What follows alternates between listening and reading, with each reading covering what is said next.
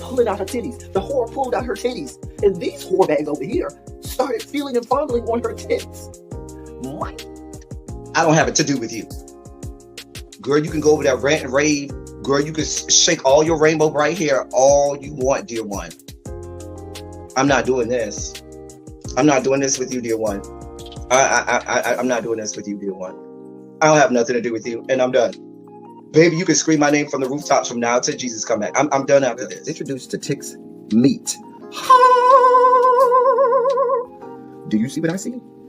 Did y'all really let, hello, casting, wardrobe, y'all let him roll up out of wardrobe with these fans on, giving us all of this, thinking we were not going to see it? We have been waiting with bated breath and anticipating all season long for the slightest glimpse, and y'all just put it out there this episode in all of its magnificent glory. Listen, that young man said, baby, you ain't on this first date, you giving up the cooch on the first date, okay? Well, you gonna run me my coins. Run me my cooch or run me my coins. Run me my cooch or run me my coins. Run me my cooch or run me my coins. That's our new theme song. That is the new song. Listen, somebody need to put a beat to that. Run me my cooch or run me my coins. Run me my cooch or run me my coins. That's what y'all got going on. Called out Sandcastle. Sand, bitch. Ow. Oh my God, it was so funny, girl. Woo, baby, listen, let me tell you something. This shit started to turn into the precursor for some gay porn. That's what I thought it was. Because Big T is getting all, the voice starting to go deeper and get a little more wet and moist and sentimental and all this shit. And it was real gay at this point. Like, I thought the bitches was going to start. I thought Lil Bird was going to turn Big T around and do him like he did Uncle Cliff and do the grease it up with City Lou and ran right in there. It's not a coincidence that Big T started off the conversation by trying to find out if Lil Murder was fucking Mercedes, which he found out he's not. It's also not a coincidence that he started talking about prison. Why? Because the bitches was probably fucking in prison. Girl. Uncle Cliff, you better go get your man. Big T got plans for that. Well, he had on look like something Big Bird vomited up or something like that. Like, I did not like it. That Big Bird couture he was going for, it did not work. Like the pastor of a gay mega church on Easter Sunday. Okay, it was way too much sequins. He had on way too much makeup. Baby, his face looked like Yana Van Zam's neckline. Okay, just way too much makeup clumped everywhere on his face. Get it together, sweetheart. And you're a big girl, so that gives you a whole lot of canvas. So that was a whole lot of makeup, honey. And Rico looked like he was auditioning to be one of the three kings, or he was auditioning to be the main character on Jesus Christ Superstar. Girl, Wayne, did you have on a blue thong or a blue G-string or something? If you did, I want to see it. Hit me up in my DMs. I do want to see if you have a blue thong or a blue jock strap or something like that. I'd love to see it too. Anyway, but I liked it with the turtleneck. Now, Troy.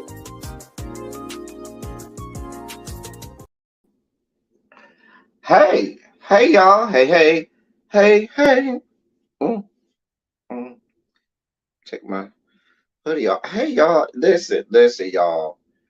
Y'all, what's going on? Hey, what is going on, y'all?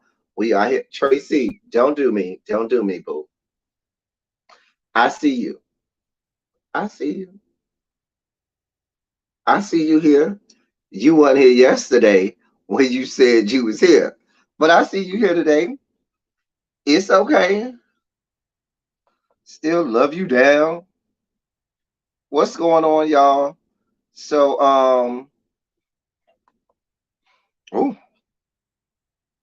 so listen, it's cold as hell. I know the live was set for later, and I'm early because so I'm not gonna give out any essays. I'm in the Christmas spirit, and since I'm early, I'm not gonna give out any essays today. For those of you all rolling up in here late.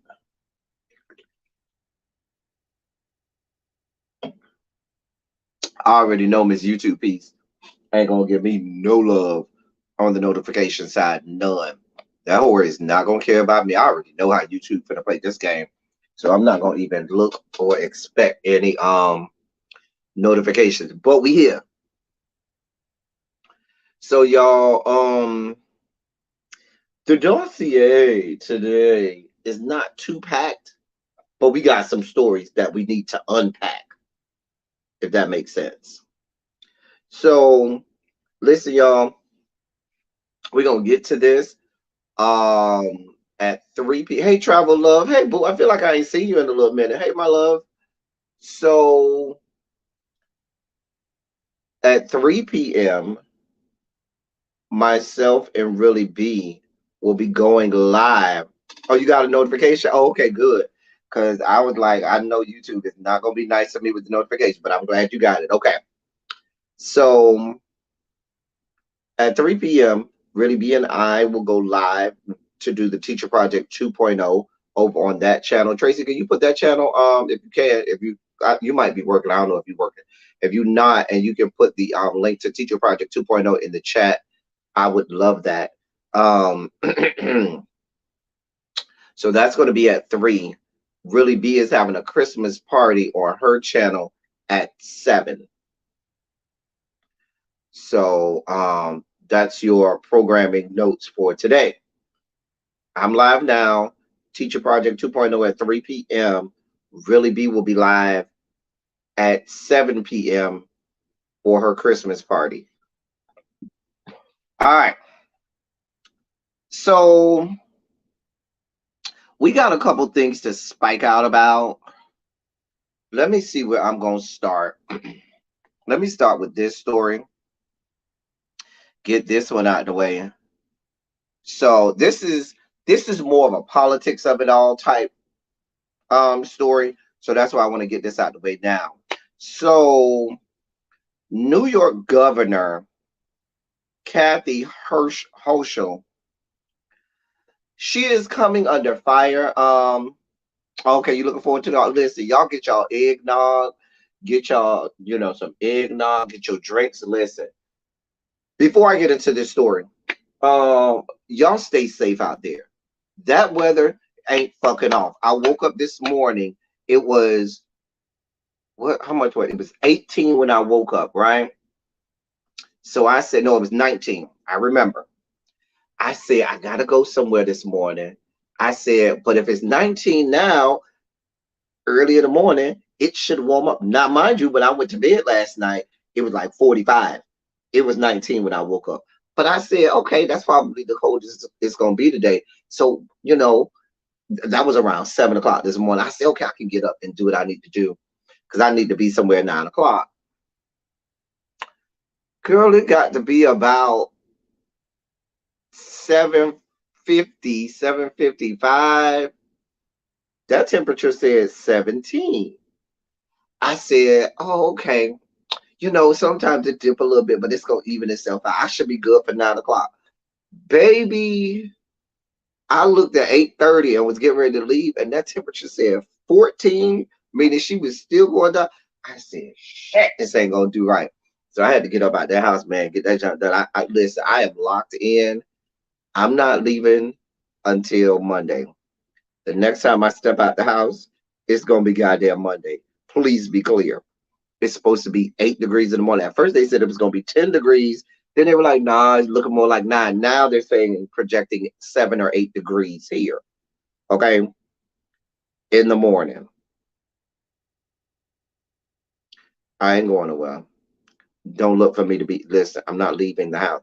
I got all my snacks. I got some alcohol. I got some bottles of gin. I got some bottles of wine. I got all my snacks. I got food to cook. Matter of fact, I'm making me a pot right now. If I need to get up and check my pot, I will. But I'm making me a pot of something right now that'll last me for the rest of the day. I got enough Gatorade and BioLite. So if I get too drunk, I got that. I got juice. I got soda. I got water. I got everything I need. I don't need nothing else. I don't care. Oh, I do need one more thing. I got to go out and get one more thing today. But once I go out and get that one more thing, damn, I forgot about that. Shit.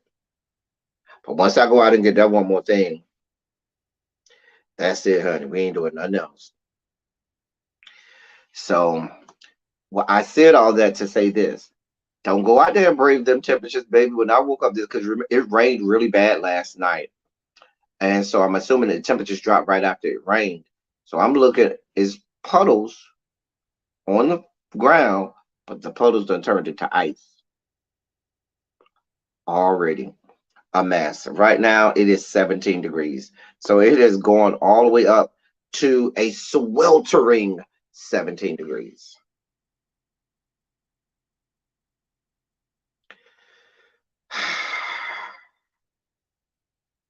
This is not of God. Just know that. So please enjoy your families. Be safe. We're gonna have a drink. We're gonna have some snacks.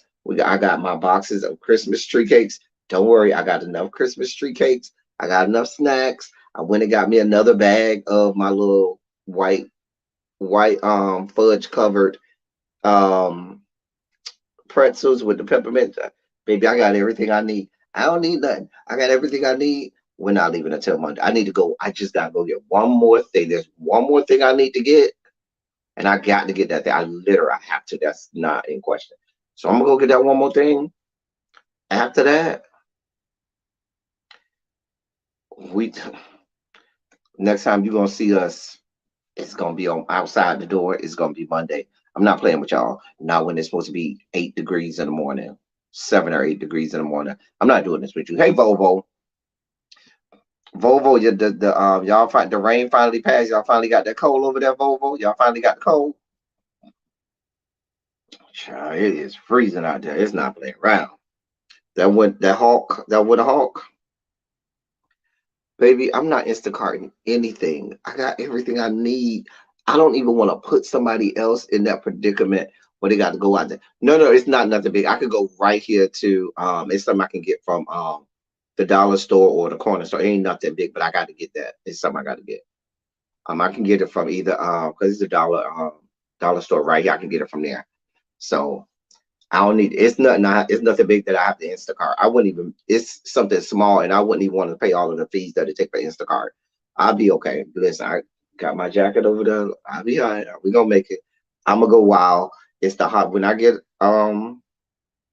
if we finish this live before 3 o'clock, then I'm gonna go before Teacher Project 2.0. If not, I'm gonna go right after Teacher Project 2.0 when it's still some light outside. Because baby, when that sun go down, it ain't gonna be cool. It ain't gonna be pretty. Anyway, let's get to this first story.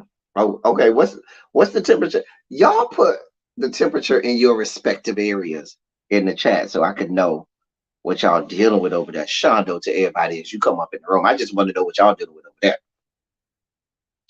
Where y'all at? So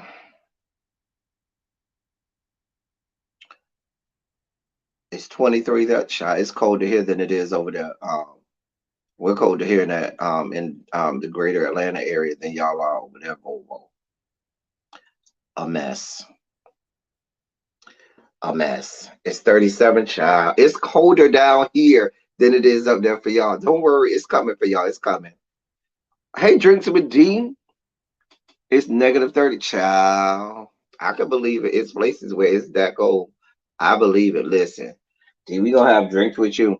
I ain't gonna start my drinking yet. I'm gonna save all my drinking for Really B's Christmas Christmas party shindig tonight. So we're gonna drink over there.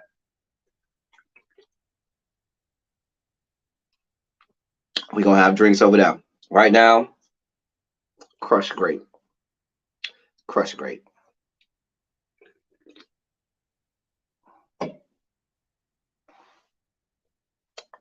Hey Mia. Okay. Yeah, Mia, you see how cold it was this morning, girl? Mia, girl, you see how cold it was, girl. All right. So we're gonna do this quick, because we got some good stories today. So I want to do this one, get this one out of the way, and unpack this one like we can only do over here, and then we got some other good stories. We got some people we got to drag today too. Okay, so excuse me. So Governor Kathy Hochul, however you pronounce it. I made my Publix run last night as well. I made my Publix run yesterday. Me and you, we made that Publix run yesterday. I got all of my major stuff. I just had to go run an errand this morning. And then I got one more thing that I forgot to get, and I can go get that from the dollar store. It's a dollar store right literally right on the other side of the fence. I'm going on over there, get that, and be back. We got everything. We got alcohol, we got food, we got snacks, we got water and Gatorade and BioLite. We good. Not that raggedy heifer, you know. Hey, travel. Oh, travel up in here. Temps dropping down 32, going down to 18 by nightfall. Child, child. So y'all, New York Governor Kathy Hochul, she is coming under fire because she has nominated Judge Hector LaSalle to the state's top judicial seat, which would make him the next chief judge of the state court of appeals. The problem with that is this man is noted to be anti-choice, anti-union. Let me say that again. Kathy Hochul, sitting governor of New York, one of the bluest of blue states, is nominating the top judicial, a person for the top judicial seat in the Empire State to someone who's anti-choice and anti-union. Make this shit make sense.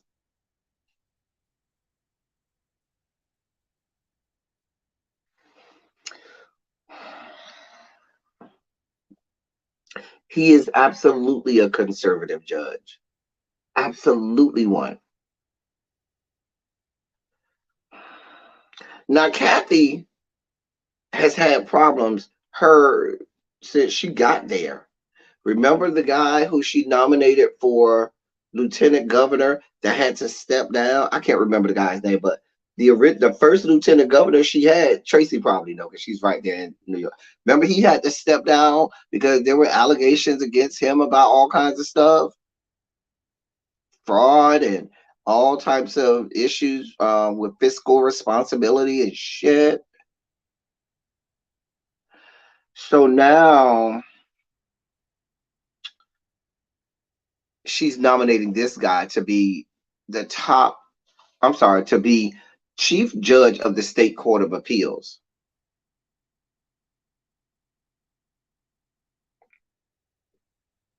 It's a mess. Kathy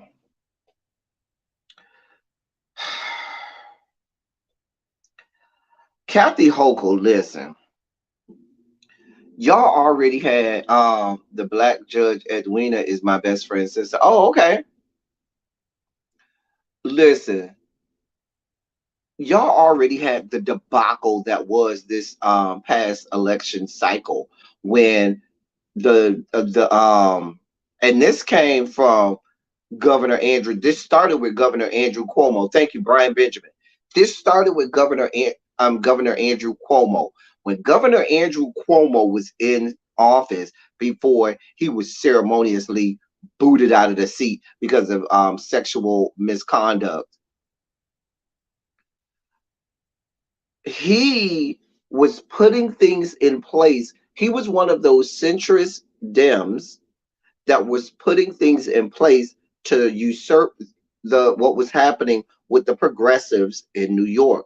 He, along with all of the Democratic brass, Pelosi, and all of her henchmen and so forth, they were doing everything they could to stop what was going on with the progressive movement because they saw the traction that the progressives were making. Remember, he was a part of the people that was involved with the situation with India Walton up there in Buffalo. He was involved with that debacle. Hey, Quintessential. He was also involved with when they started gerrymandering the districts or redistricting, gerrymandering, but we'll call it redistricting. But what they were trying to do, they were trying to gerrymander the districts so that those districts would end up being, would lean more centrist and favor centrist Dems as opposed to progressives. That's how my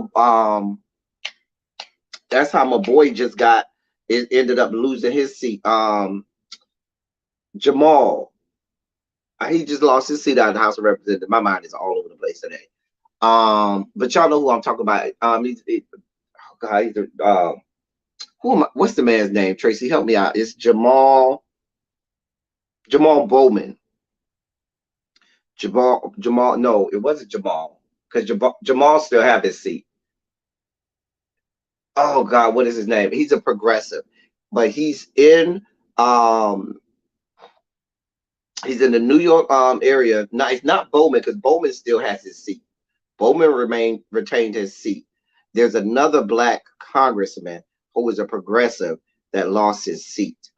Anyway, he lost his seat because the gerrymandering happened, and he got primaried, and he got primaried by the head of the DCCC. We know the head of the DCCC ended up losing to a Republican in a very blue state, in a very blue district.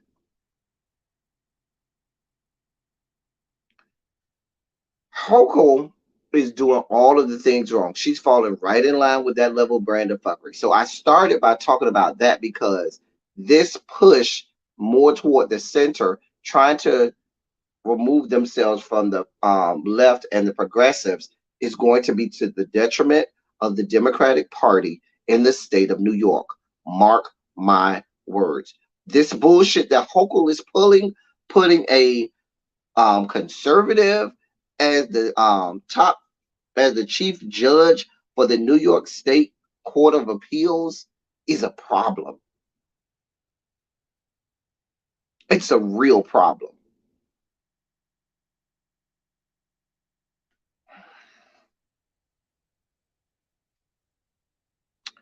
Um, Democrats around the state are already um, screaming holy hell. State Senator Julia Salazar tweeted out, deeply disappointed in the governor's nomination of someone with a clear anti-union, fundamentally conservative record on the bench to be Chief Justice of the New York State Court of Appeals. I'm a hard no on Justice LaSalle's nomination. State Senator Kristen Gonzalez tweeted out, if anyone is wondering why LaSalle is the wrong choice for New York, see here. She put an article that had his whole record of how he's been adjudicating over his career. And there are tons of people, tons of people in the state house and in the state senate have all spoken out about it. She just gets everything wrong. And here's the deal. I hate to put this onus on her, but please be clear. You have a certain level of responsibility when you're the first of your kind to be in a seat. She is the first woman governor of the state of New York. With that being said, she has a responsibility to get this right. Because what will happen is if she fumbles the ball, if she fucks up, if she continues to have debacle after debacle, they're not going to want to be inclined to allow another woman to take the seat again. You're going to have all of these people, and I'm not saying it's warranted, and I'm not saying it's right, because we know it's not warranted, and we know it's not right, because she is not she does not speak for all women, but we know how these things happen.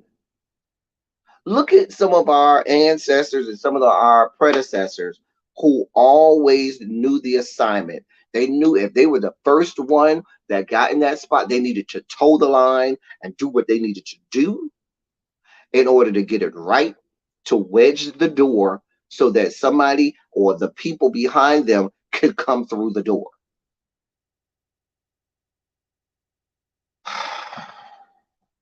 Right, Travel Love. New York lost quite a few, but they lost those seats because of the gerrymandering that they tried to do to oust progressives and ended up losing Democratic seats. The debacle in New York is probably one of the main reasons. If we look at the real debacle in New York, had New York did what they were supposed to do and maintain seats that they had, there's a good possibility that we would still have Democrats with control of the House. And I can say that unequivocally.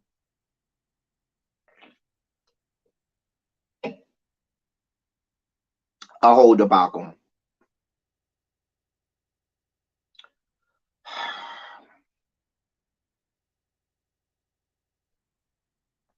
Now, here's the other problem.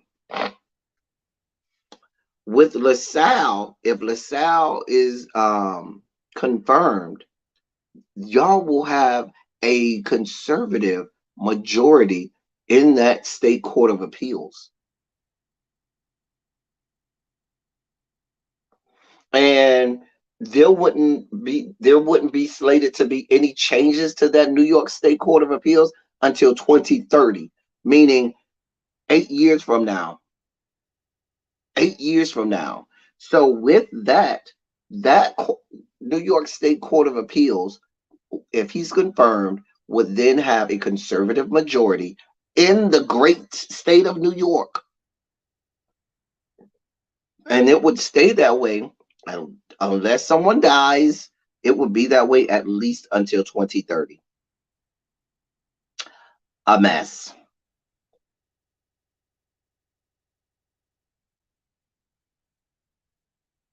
A mess. A real mess. There is, I mean, it's not like this. This is real world consequences. You're talking about people responsible for the laws in the state of, for deciding on the constitutionality of and legitimacy and legality of a lot of the laws in the great state of New York. Also, these are the people who, if there's any issue, the next time you all have to do redistricting and so forth, they would be the ones that would be able to adjudicate whether or not that redistricting map is approved or not.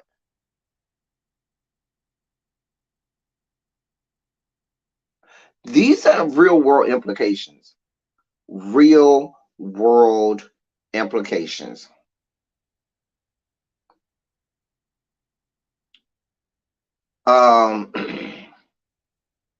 Here's what some of the one of the pundits in New York, one of the Democratic pundits had to say about this nomination.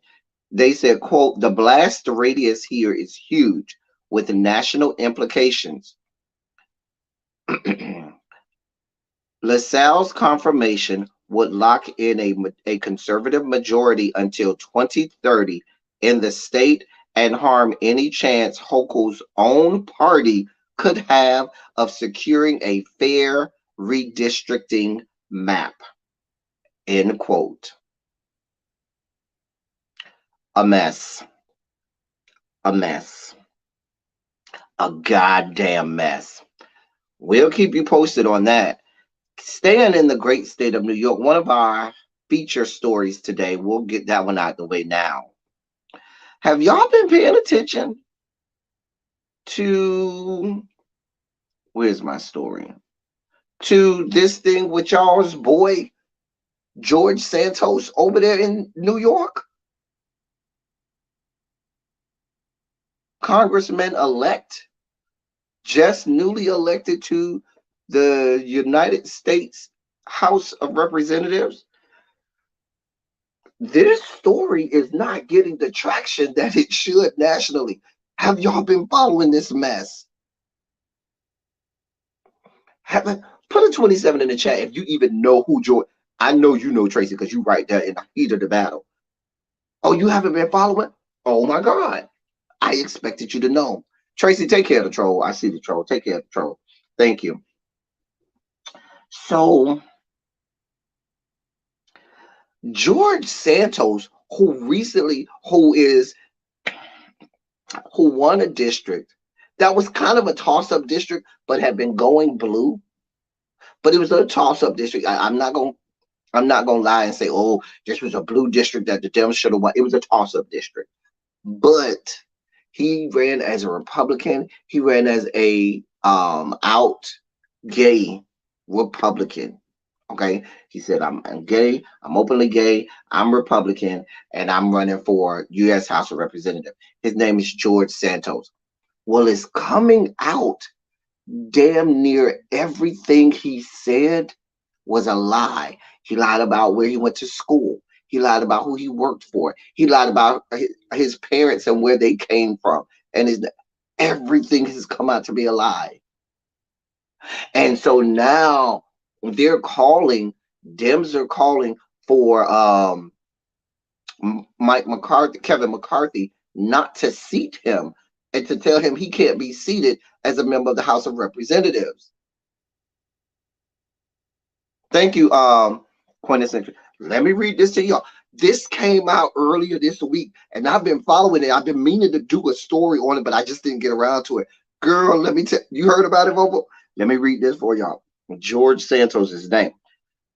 All right, Republican Representative-elect George Santos of New York said in a tweet Thursday that he will address questions next week related to the scrutiny that uncovered inconsistencies on parts of his resume and biography as House GOP leadership continues to be silent about the issue. House Minority Leader Kevin McCarthy would not answer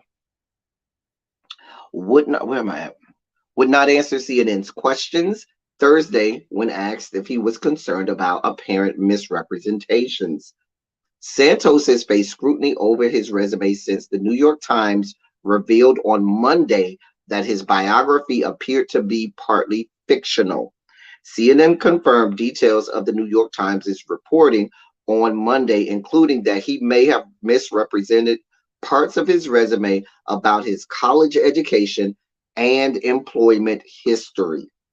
CNN's K-File also reported Wednesday that claims by Santos that his grandparents, quote, survived the Holocaust as Ukrainian Jewish refugees from Belgium who changed their surname are contradicted by sources, including family trees compiled by genealogy websites, records on Jewish refugees, and interviews with multiple genealogists. A lawyer for Santos declined to comment on comment to CNN. This is coming from CNN.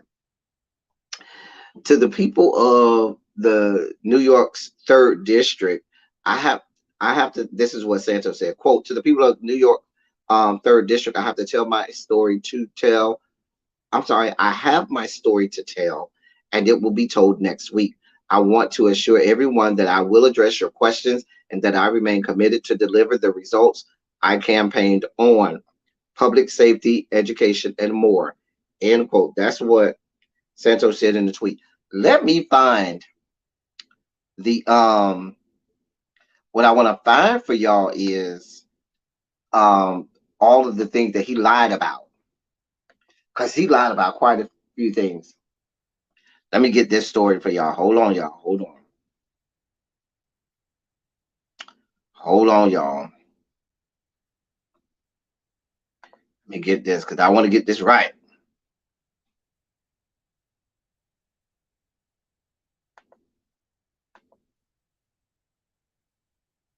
So,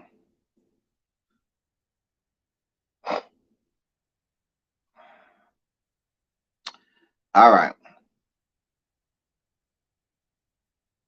Because the people done went and started fact checking, okay? The people done went and started fact checking. They wants to know. So,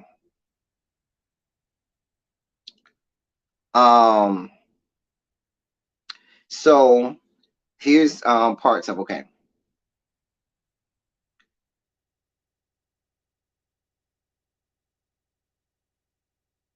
He said that he worked for Citigroup and Goldman Sachs on his resume. People contacted Citigroup and Goldman Sachs, and they said they neither Citigroup nor Goldman Sachs could locate any record of Mr. Santos's employment. That's what the New York Times is reporting. Hold on, y'all. Let me go check on my. I got a pot on. Hold on, y'all.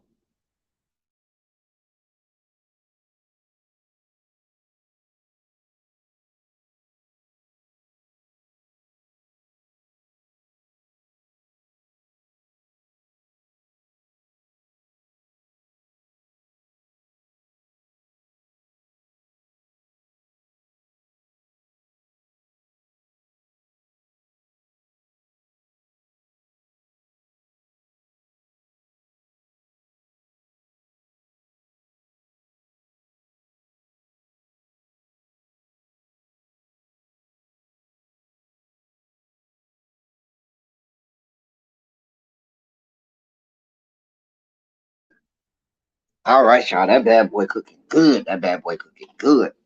So Goldman Sachs, nor says, nor Citigroup said, nah, we ain't never seen him. He said he went to. I'm trying to get to. It's a school. He said he went to. Um, that what school it was. He said he graduated from, and the people was like, we have no record of him ever being a student at our school. Like I was like, oh, like it's a whole lot. The whole situation, because he was like, oh yes, my family, I'm the descendant, I'm the grandchild of Jewish survivors of the Holocaust who fled Belgium and went to some other country, and there's Holocaust. Come to find out, them people was born here. Just a mess. Just a damn mess. A whole damn mess. I'm trying to find the school. Um, oh, here's another one. Here's another one. It says that comes from his website, right? Quote, George's work ethic comes from his mother, who came from nothing but worked her way up to be the first female executive at a major financial institution. On September 2001, George's mother was in her office in the South Tower. She survived the horrific events of that day, but unfortunately passed away a few years later. The people that started fact checking. CBS News has also verified evidence of a that none of that happened. That his mother actually did not work in the South Tower. Just a mess. The people have taken the blueprint from Cheeto Man, thinking they can just lie and they'll get away with it. No, we not gonna fall for the banana in the tailpipe no more. Y'all got us with Cheeto Man. You won't get us again. Not today, boo boo. No, no, no, boo boo.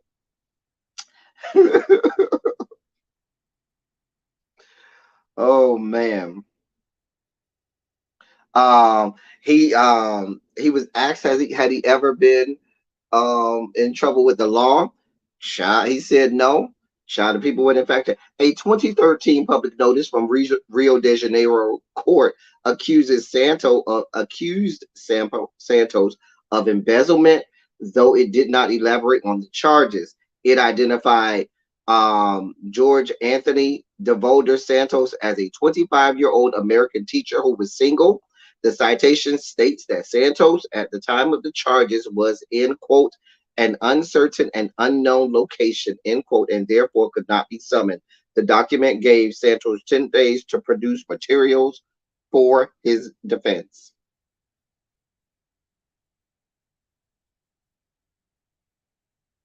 Ciao. Girl, they'll get you, girl. Girl, girl, they are getting you, girl. They are getting you, honey. Oh yeah, he said he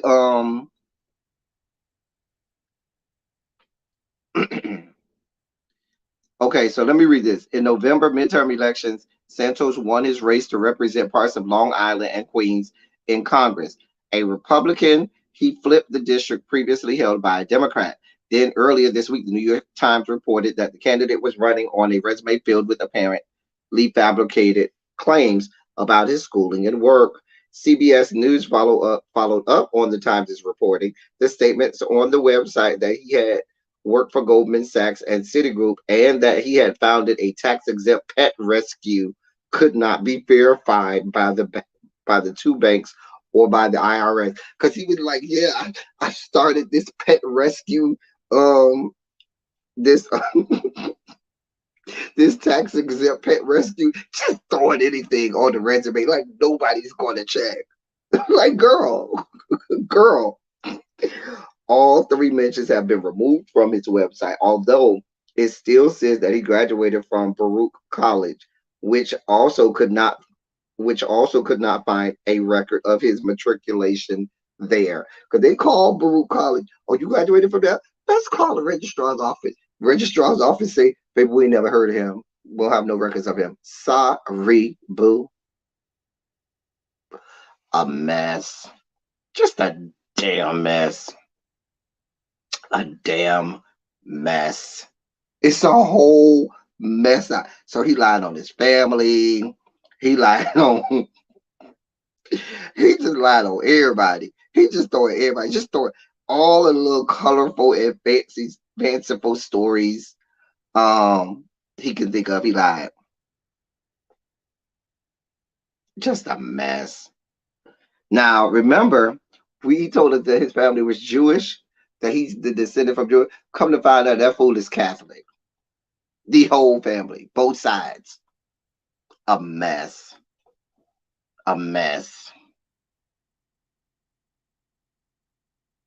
Remember how he said his mama died a few years after 9/11? She died in 2016. Some 15 years. 15 years ain't a few years after. A mess. A mess. Just a mess. Just making it up. So Hakeem Jeffries and the Dems have already started to say, "Kevin, now you know Republicans, they ain't trying to lose no seats. They ain't trying to lose not one." Especially, see, here's the quagmire Kevin McCarthy has. That's a seat that was blue. Like I said, it was a toss-up. It was a district that could go either way. It wasn't a hard blue district. It was a toss-up district, but still, it was a blue district. And if he doesn't seat, what's the lay of the Congress now? What was how many we got on each side of Congress? Let me see. Let me go to 538.com. 538.com be having everything on there. So if I go to 538.com, right?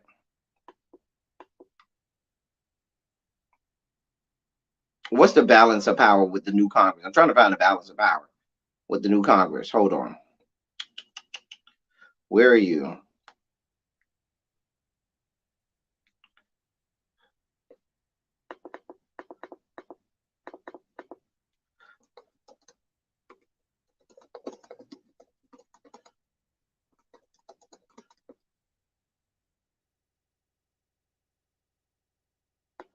Okay.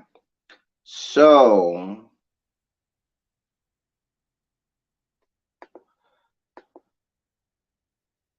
trying to see what the number. So it's 222 to 213. That's what is going to be happening. That's what they're projecting for January. Republicans will have 222. Hey, Miss Trisha P. And Dems will have 213. That's just 4 votes. That's 4 or 5. What you need? 218. So that's 5 votes. 5 votes that it will take for the Dems to if 5 Republicans flip, that means that, you know, that's not a lot. So he need every vote. Kevin McCarthy need every vote he can get. They're not trying to get rid of George Santos, even if they know he's riddled and mired in fuckery. They're gonna, I guarantee you, Kevin McCarthy will seat him. I have no doubt they're gonna seat him in this Congress. I have no doubt at all. He will be seated in this Congress. And they're gonna let him. Now, will he get on committees? That remains to be seen. But will he be seated? He absolutely will. And what they're going to tell his ass is, hey, bitch, we know you lied. You vote however we tell you to vote, or you'll be primaried. Well, you already got a couple of strikes against you. You done lied, and you are openly gay Republican. We're not with this fuck shit. The Republican Party is not with openly gay as Republicans. See Madison Cawthorn. Listen, the Republican Party primaried a veteran, a disabled veteran who had, his stuff situation over here in the Rainbow Coalition. Now, mind you, that disabled veteran did out them and a lot of their function and fuckery and their sex parties and stuff that they have. But still, they primaried him. You think they won't get rid of your lying ass George Santos? Nah, bruh. Nah, bruh. Fall in line. We'll keep you posted. But it's not looking good for you, George Santos. I'm surprised that, and see, that's what I'm saying. Tracy's right there in New York, and it may not be getting a lot of traction. So what I'm saying is this story isn't really getting the traction that it should be getting. Because this is a major story. If this were someone that was a Democratic nominee or a newly elected Democratic member of the House, like Maxwell Frost, the young man who's the Generation Zer. Let's just say he had falsified his whole resume.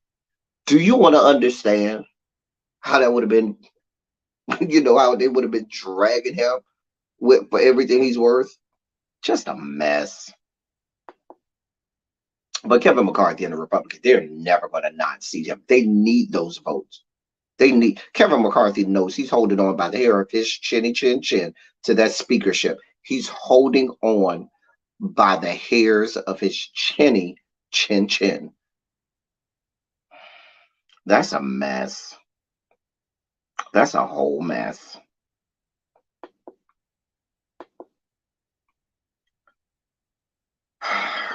Since here's a sugar spike for you. Prepare yourself. If you need to regulate your sugar levels, go ahead and do that now. We're about to go into this whole. We got a sugar spike story. I told you this is a sugar spike live, so I'm just letting you know.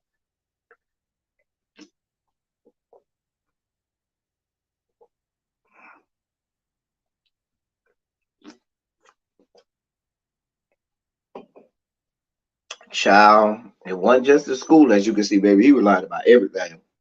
Child, a mess. So,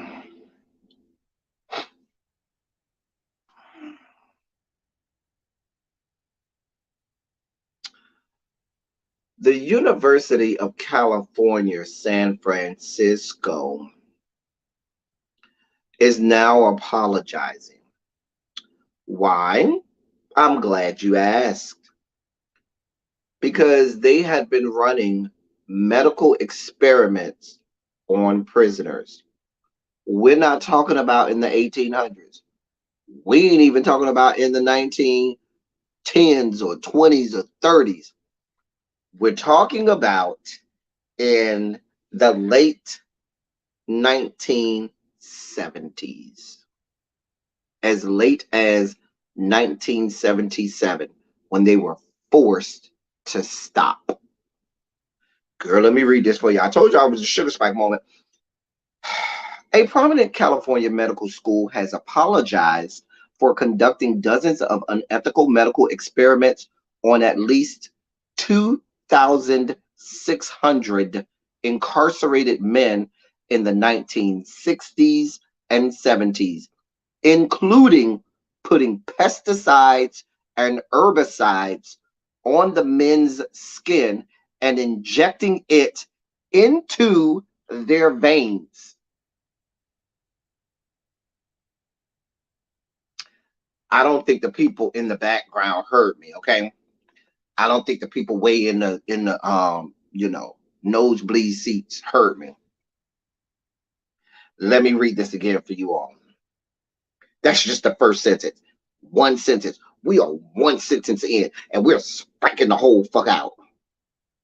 We're spiking all the way the fuck out. One sentence in. Let me read that sentence for you again. A prominent California medical school has apologized for conducting dozens of unethical medical experiments on at least 2,600 incarcerated men in the 1960s and 70s, including putting pesticides and herbicides on the men's skin and injecting it into their veins. Two dermatologists at the University of California, San Francisco, one of whom remains at the university, is still there today, conducted the experiments on men at the California Medical Facility, a prison hospital in Vacaville that's about 50 miles northeast of San Francisco. The practice was halted in 1977. Look at the people coming out the bushes. Hey, Janae. Hey, Spicy Rindo. I'm not making this up. This is from the AP. This ain't no one of these fluke, the onion.com. This is coming from the AP. This is being reported from the AP, Associated Press, apnews.com.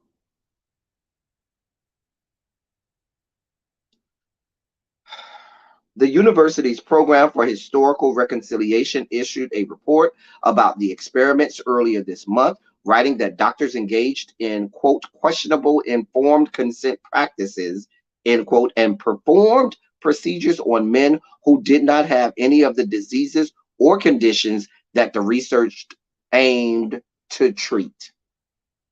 Let me read that again. The university's Program for Historical Reconciliation issued a report about the experiments earlier this month, writing that the doctors engaged in questionable informed consent practices and performed procedures on men who did not have any of the diseases or conditions that the research aimed to treat.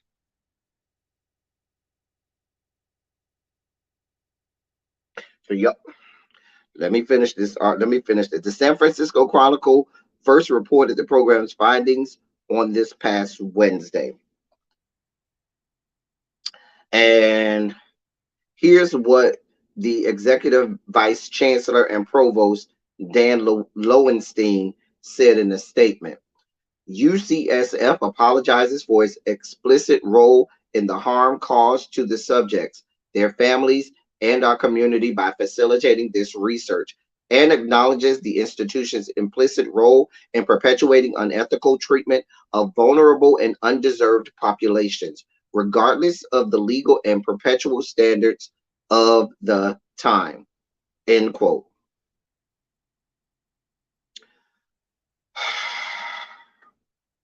The report said further analysis is needed to determine the extent of harm caused to the prisoners as a result of the experiments and what the university should do in response. The university said, quote, "We are still in the process of considering the recommendations and determining appropriate next steps. As we do so, it will be with humility and an ongoing commitment to a more just, equitable, and ethical future." A spokesperson for the California Department of Corrections and Rehabilitation, Dana Sema, said officials have not yet read the report. However, the agency and California Correctional Health and Care Services, quote, strive to ensure the incarcerated population receive appropriate health care that meets the community standard of care and ethics, end quote. This is a mess. Here, let me read this part. The experiments involved administering doses of pesticides and herbicides to the incarcerated men who volunteered for the studies and were paid $30 a month for their participation, among the highest paid roles at the prison and in high demand, according to a 1977 article of the university's student newspaper, The Synapse. Other experiments included placing small cages with mosquitoes close to the participants' arms or directly on their skin to determine, quote, host attractiveness of humans to mosquitoes, end quote, the report stated. The research ended in 1977 when California prohibited human subject research in state prisons, a year after the federal government halted the practice.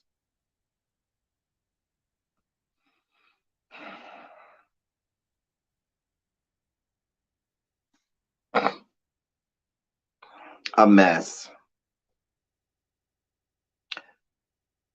Did y'all hear me read that one of the people involved is still working at the university?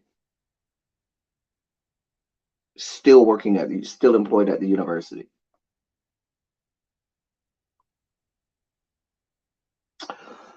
It was an evil ploy to begin with. You just heard me read that they were getting $30 a month, which doesn't sound like anything, but at the time that was the highest paid anything. That was the highest you could get paid for anything at the prison. So they tell them, everybody else, how much you get? Oh, I get $8 a month. I get $12 a month. Bitch, I'm getting 30. Oh, they paying 30 over there? Well, let me go on over there and sign up for this experiment. Unbeknownst to them, these people are literally using you as guinea pigs and test dummies, injecting into their veins herbicides and pesticides, and they still haven't determined the long-lasting effects of it. They weren't following up on these prisoners after they got whatever research they needed. How do we know if some of these men didn't serve their time, get released, join the rest of the general population here across the Fruited Plains, and begin adding to the gene pool, which could have had adverse effects to the health of babies?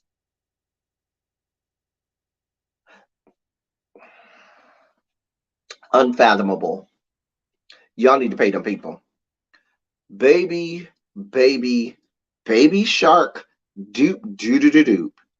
If it was my family, I'm suing in the state of California because that's a state school. This ain't no problem. This is a state school. I'm suing the state of California. I'm suing the state of California university system. I'm suing the prison system, this California Department of Corrections and Rehabilitation. I'm suing everybody. I'm suing the individuals involved with the research. I'm suing everyone. And they need to pay these people their money.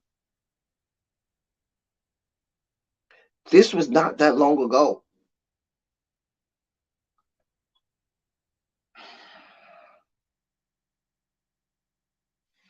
Now, here's the bullshit that the university is feeding. Listen to this. Watch this now. Here's the spin now. Watch the spin come. Watch this. Hear me. Hear this good. Watch.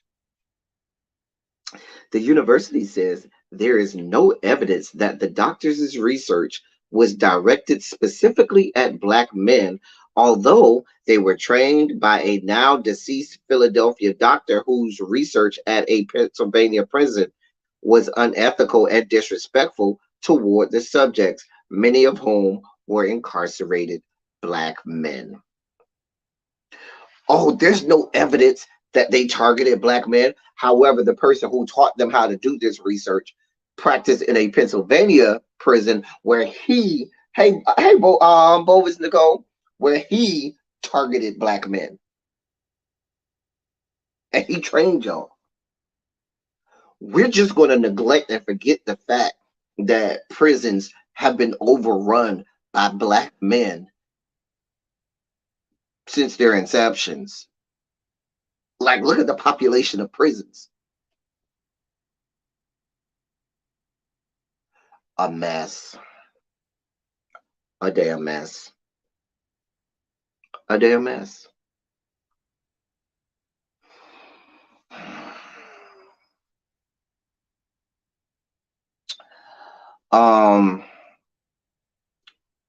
What are y'all thoughts? What are y'all thoughts? Baby, I'm with you, Tracy. Baby, they have my name on the side of a prison. Yeah, you are entering the L-1027 correctional facilities. Have my name, have my whole mural of me on the side of the wall as you walking up in that bitch. I mean, I'm laughing, but this is sick. Well, apparently, Spicy Original, there's federal law that says that you cannot use prisoners anymore to experiment on, which is why they had to stop. Had they not been forced to shut it down, they might still be doing it today. This is in, wait a minute. For all of these people on the left, I am on the left, I'm far to the left, I'm way progressive. But for all of these people talking about, oh no, we care about people, this was in not only California, the bluest of blue states, but in San Francisco, California, the bluest of blue areas in the bluest of blue states. A mess. A damn mess. A wholehearted mess. There's no other way to look at this. And it's been damn near 50 years. That's what, 45 years ago? Y'all just stopped that? You all haven't compensated these people except for the $30 a week? You fucking kidding me? What's 30 times 52? Somebody do that math for me. 30 times 50 would be what? $1,500? So that would be $1,560, $1,560 a year for you to inject into my skin. I'm sorry, put on my skin and inject in my veins pesticides and herbicides, things that you're using to kill people. Not kill people, I'm sorry, but to kill living things.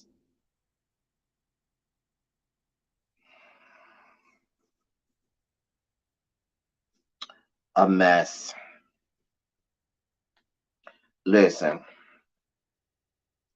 y'all know this is what we got going on in these yet to be United States of America.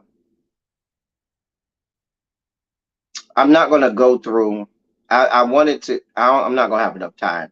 It's going to take me at least an hour, hour and a half to break down the 845-page January 6th commission report.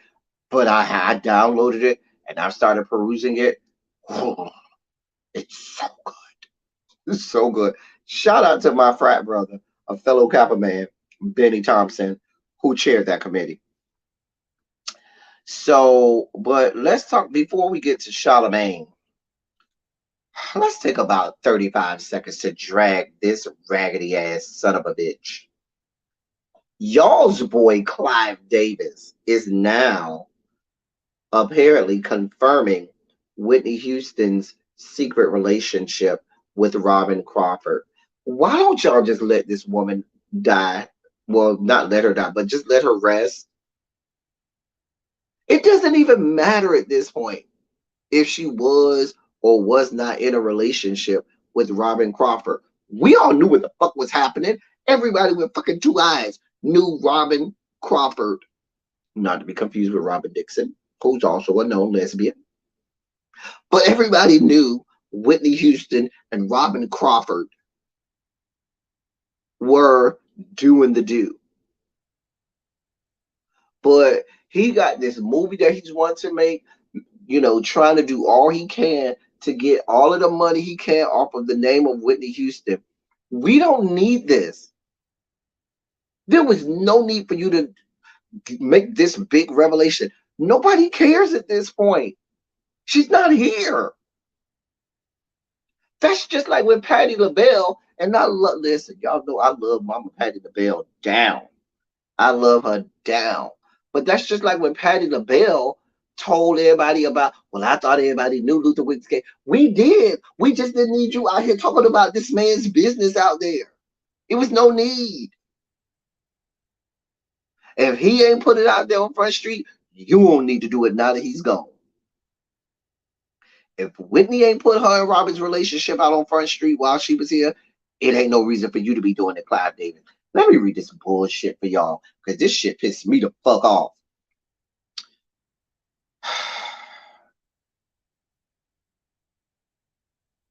Because now, let him tell it, him and Whitney Houston were best friends.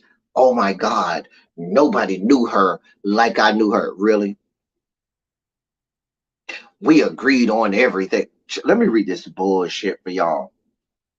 Extras Carlos Greer sat down with Clive Davis, the man behind music legends like Bruce Springsteen, Aerosmith, and Aretha Franklin, about the film, which doesn't shy away from Whitney Houston's struggles and also sets the record straight on her secret relationship with her assistant, Robin Crawford. Clive noted about Whitney and Robin's secret relationship, quote, they did have a teenage 1 year affair, end quote.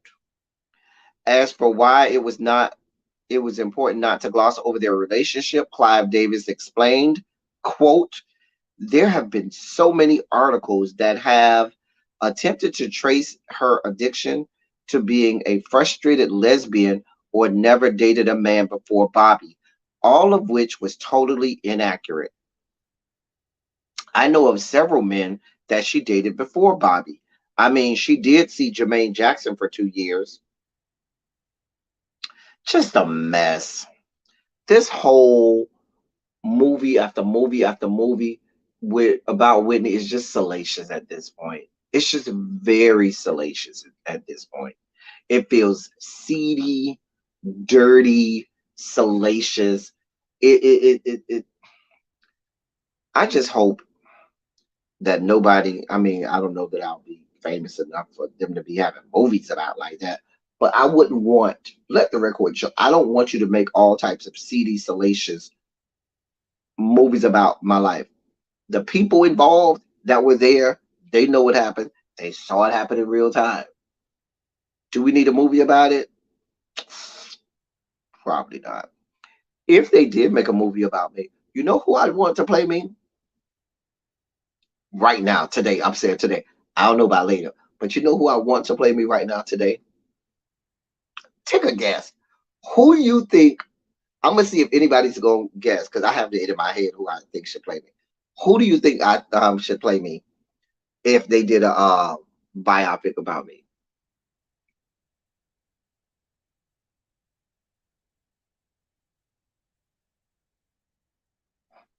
I want to know who y'all think. I already have in my head who I think. I want to see if anybody gets this right.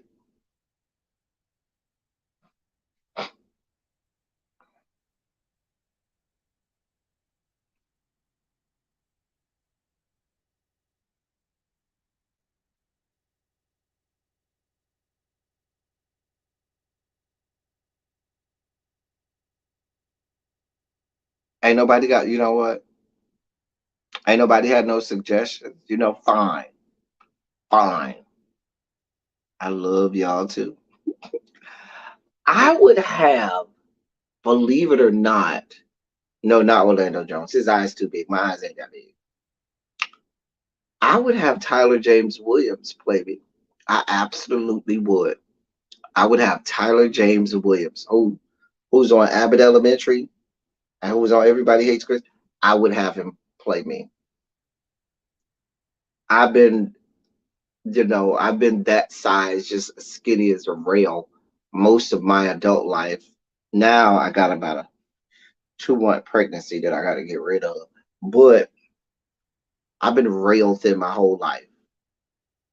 And he looks close enough. You don't have to have somebody that looks exactly like the person, but they need to look close enough. And I think he looks close enough.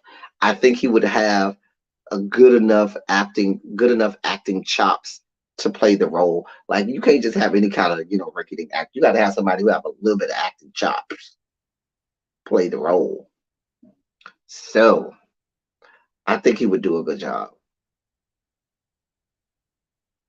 Anyway, let me read this last part before we have to drag him for 35 seconds. He talked about the last conversation that he had with Whitney Houston. And he said, quote, My real last conversation with her was 48 hours before she passed away. I was in LA. We were getting ready for my Grammy party. I didn't know she was going to surprise me and sing there. We spent the whole afternoon together. She wanted to assure me, and this is hard to express, that she had beaten her addiction not only to drugs, but to cigarette smoking. I had no clue that her passing was abruptly to come. I didn't need that from you, Clive. You could have just shut the fuck up and if you just gonna make money off this lady, shut the fuck up and let the movie play. I don't need to hear about all of this. You talk about, oh, she assured me she was off the drugs. When a woman died of a goddamn overdose, shut the. Here's the deal. White people,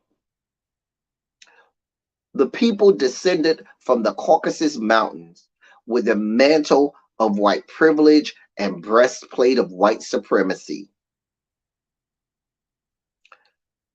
want to exploit us at every turn. It's not enough that you made hundreds of millions of dollars off of this woman.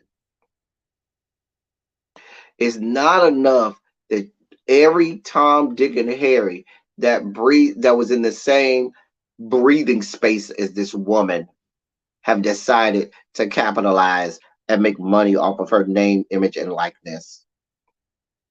But now you not only are trying to make tens of millions of more dollars off of this movie, but then now you want to go and be all salacious. Now you got to go on the press tour and tell all of these, oh, I knew her best. Nobody knew her like me. We were best friends. We were always in sync. She told me things she never told anybody else. Let's be clear, there was a large portion of Whitney's career where she didn't want nothing to do with you. But you're not going to tell that part because that doesn't help your credibility. There's a lot of people, Clive Davis, that you helped start that at certain points in their career, they decided that you weren't the best thing for them and they needed to get from under you your level brand of fuck shit and fuckery.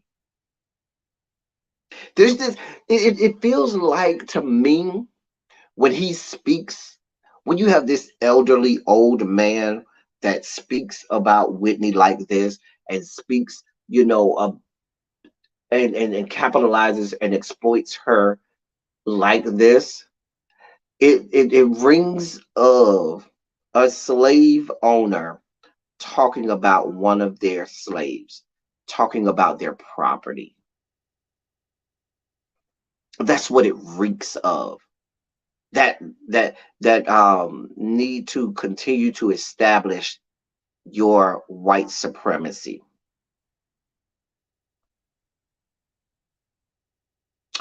A mess. A mess.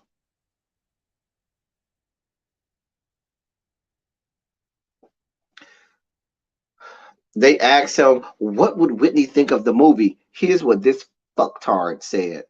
Quote, she and I were pretty in sync on almost every issue. I'm proud, and I believe Whitney would be proud too. Really? The woman never talked to nobody about her goddamn lesbian relationship with Robin. So you think she would be happy with you exploiting that and putting that out there like this? We knew she had those issues, but she never put that shit out there like that.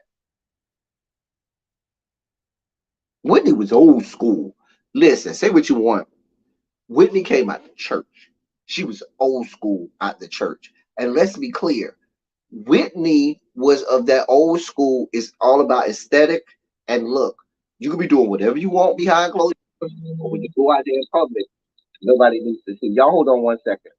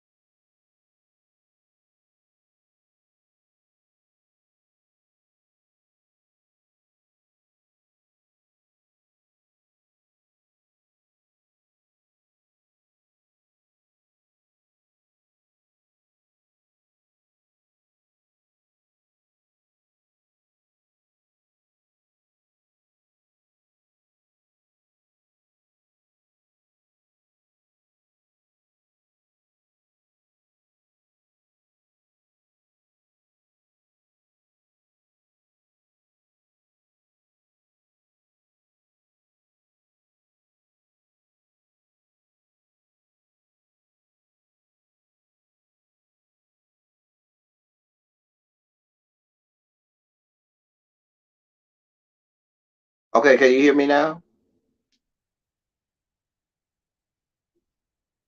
Can y'all hear me now? I just want to know. I don't know what happened to my sound.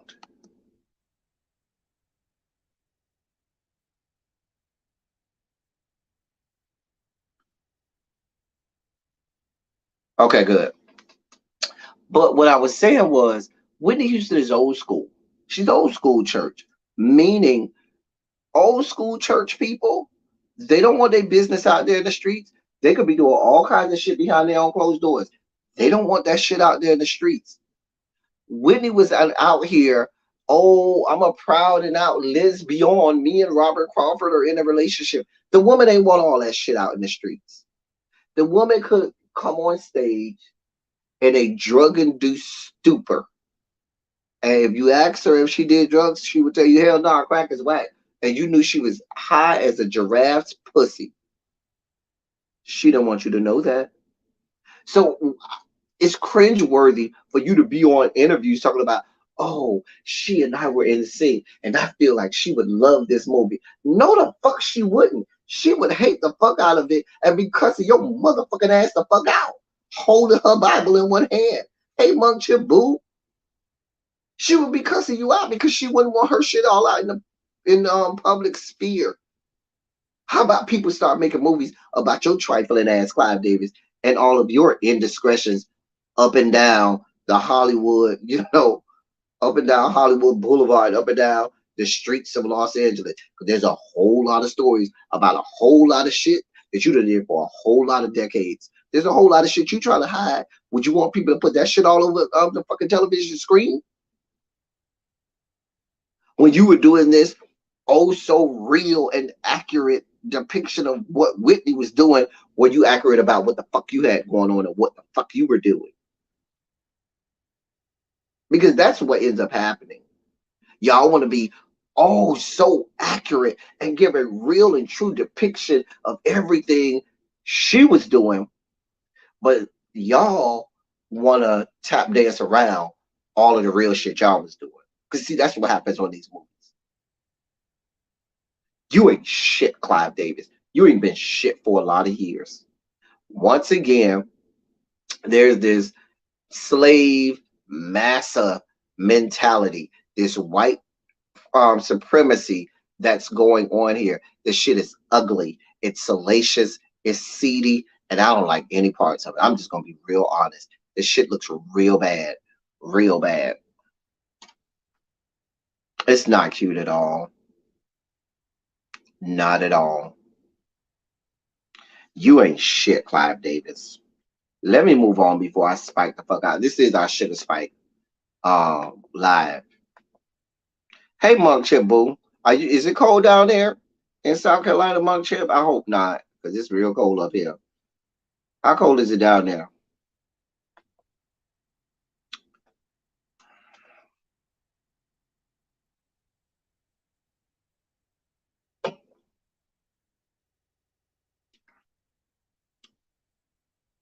So Charlamagne the God it's 34 Chalice, still hanging on to 17 degrees here. Charlamagne the God has now it has some issues going on. Now he's been accused of sexual misconduct.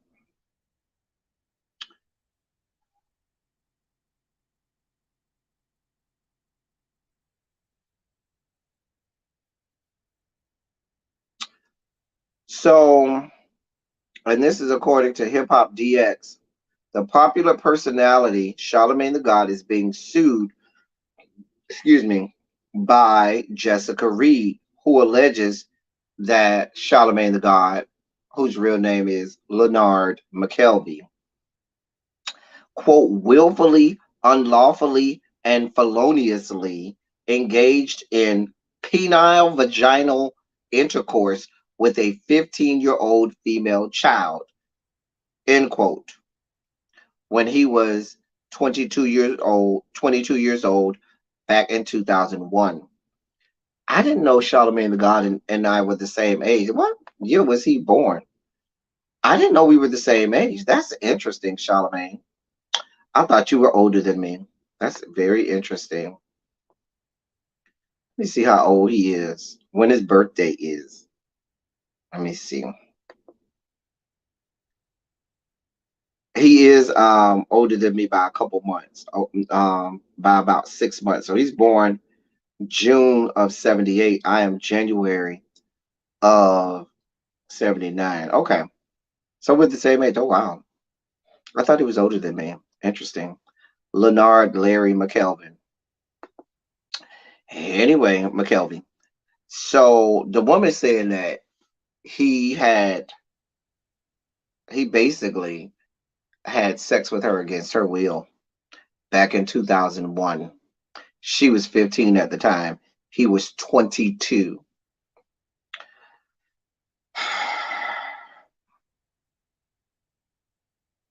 At the time, Charlamagne allegedly pled guilty to a lesser charge of, quote, contributing to the delinquency of a minor, end quote, after providing an underaged Reed with alcohol and subsequently served 3 years of probation. However, Charlemagne's DNA was reportedly never found in the rape kit test results that was later performed on Miss Reed.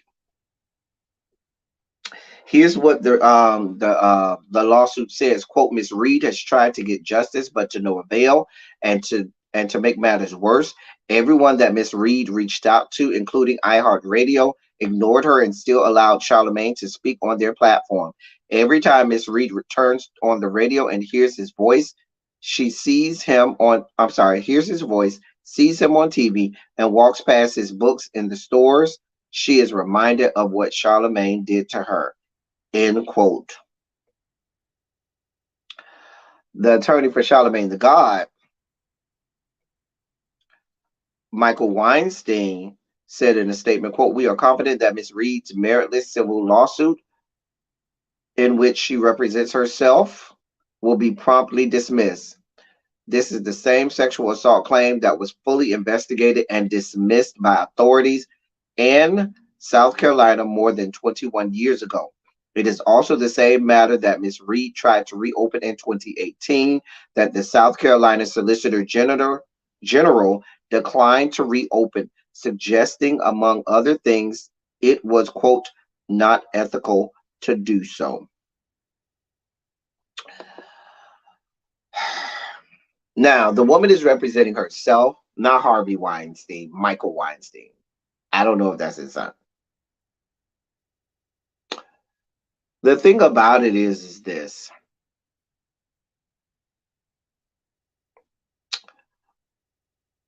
You telling me, oh, this was already legally adjudicated back in 2001, and we're not going back over this.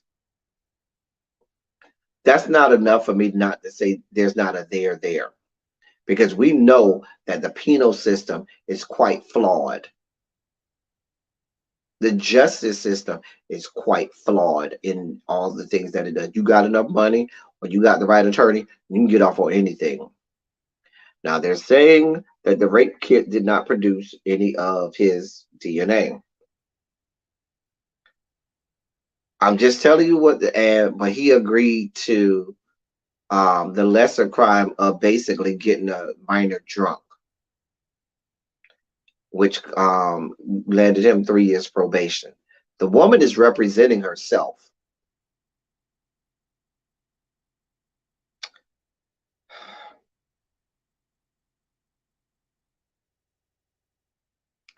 Now, I'm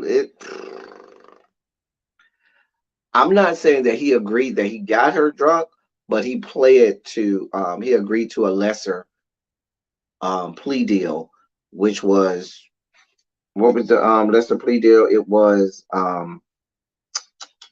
contributing to the delinquency of a minor. You usually get that when you give a minor person alcohol or help them do something they ain't got no business doing at that age. I don't know It's not looking good. He may not end up having a whole lot of legal debt. Well, let me take that back. This isn't criminal court. This is civil court. And the threshold for civil court is much lower than the threshold for criminal court. So it's not like he has to go out there. I mean, or like Miss Reed has to go out there and prove without a shadow of a doubt that, all of it.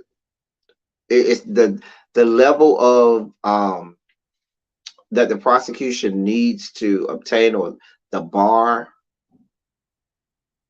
the threshold for determining guilt in a civil case is much lower than it is in a criminal case. I don't know, y'all. A lot of people have an axe to grind. A lot of people don't like Charlamagne. Charlamagne knows a lot of people don't like him. So that's not going to help his case. The fact that this is coming back in the court of public opinion is a problem. Now, consequently, on her side, it don't look good for you to be representing yourself either. Now, the lawsuit saying that, every time she turns on the radio or sees them on TV, listen, I don't listen to The Breakfast Club, so I never have to hear Charlamagne the God. I don't frequent television programming that has him on there, so I don't have to hear him. The last time I saw Charlamagne the God was something I put in the Mod Squad chat. But before that, I don't read his books. I'm not going by bookstores that have his books. I mean, when's the last time somebody been in a bookstore? I'm just saying.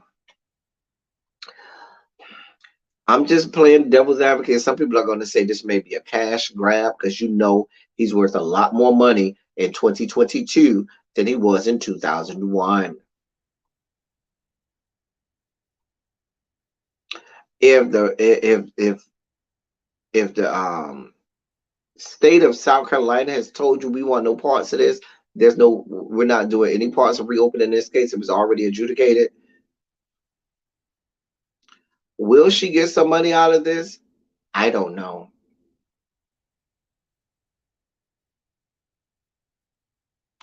I mean, but Monk Chip, that's probably why she's going civil as opposed to criminal.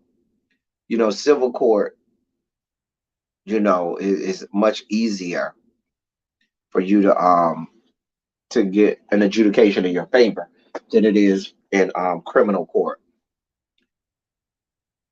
Charlamagne, there's no shortage of people around the country that thinks he's an ain't shit ass motherfucker. I'm just being brutally honest. I've been on that train that Charlamagne God ain't shit. Some of the things he says are incendiary, are gaslighting, are polarizing. I don't know. I'd love to. Just to be honest, the nosy person in me, I want to see this go to trial, and I want to hear this story. I want to hear the details. Part of me just wants to see this woman represent herself. Like, have you ever watched a case where a person is representing themselves like they're their own attorney? They're so funny. They're so hilarious. Like, they start speaking about themselves in third person, and then they'll cross-examine somebody and say, well, did so-and-so do such and such? And they're talking about the person in third person, and then they begin talking about the person in second person because that's the person in front of them. Like, they're so funny. Would I consider him a shock jock?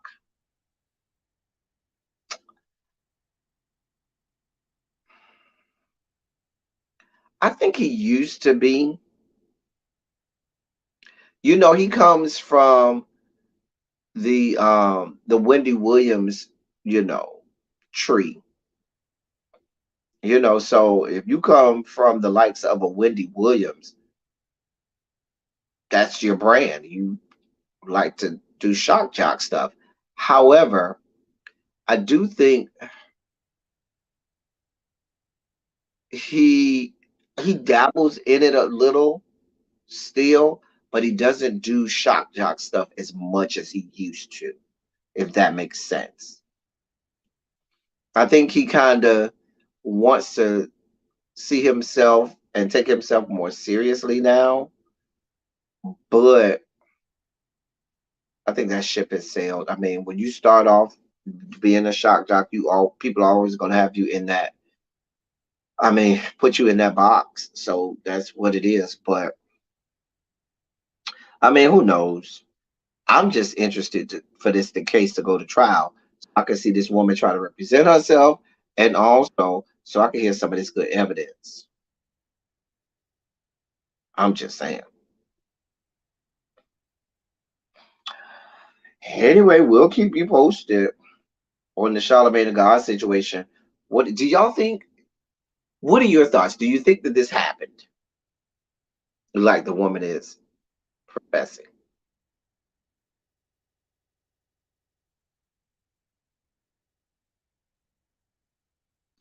Do you think this happened? I don't know, y'all. I'm glad he got his skin worked on. Remember when he used to have that horrible, like those little blotches on his skin right here on his cheeks? I'm glad he got that worked on. That shit used to look a damn mess. A mess. I can't say I don't. That's why I say I would love to hear the evidence, and see the evidence presented, because I can't say whether or not he did or did not. I don't know how well the rape kit was taken. I don't know that that means that he didn't do anything because the rape kit came back clean. I don't know, y'all. Anyway, that's all I got for today. I'm gonna go check on my pot, and I'm about to go get me something to drink before we have to go live with Really Be. Remember, programming note, we're going live at 3 o'clock on Teacher Project 2.0. After that, we are going to be on Really Be's live at 7 p.m. tonight. If you listen to him tell the story, it sounds similar to her story. He just leaves interesting. What's at 3:30?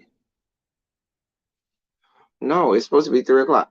Really, really be. I ain't got this time to be waiting all day for you. Really be. I got things to do.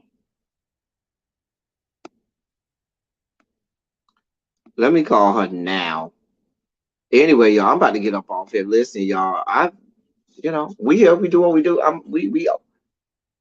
We in these internet streets, honey. We off for the next 2 weeks.